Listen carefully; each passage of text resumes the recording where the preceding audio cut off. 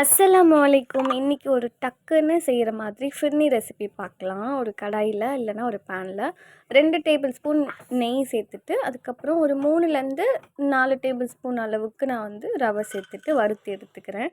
நல்லா 2 நிமிஷம் வறுத்து எடுத்துக்கோங்க. இப்போ அதே பேனில் ரவை எடுத்ததுக்கப்புறம் நட்ஸும் நான் வந்து ஃப்ரை பண்ணி எடுத்துட்டேன். இப்போ அதே பேனில் பார்த்திங்கன்னா 1/2 லிட்டர் வந்து கெட்டியான பால் பாக்கெட் சேர்த்துக்கிறேன். அப்படியே கொஞ்சம் கூட தண்ணி சேர்க்க வேண்டாம், அப்போ தான் டேஸ்ட் நல்லாயிருக்கும்.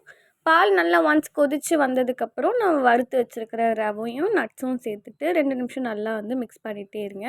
சுகர் நீங்கள் சேர்த்துக்கலாம். நான் வந்து மில்க் மேட் வந்து ஒரு பாதி டின் சேர்த்துருக்கேன்.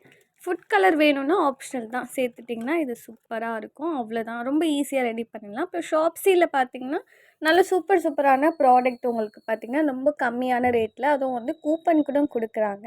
வேணுங்கிறவங்க உடனே செக் பண்ணி பாருங்கள். லிங்க் நான் டிஸ்கிரிப்ஷனில் கொடுக்குறேன். இந்த பாயசத்தை சில்லுன்னா குடிச்சிங்கன்னா சூப்பராக இருக்கும்.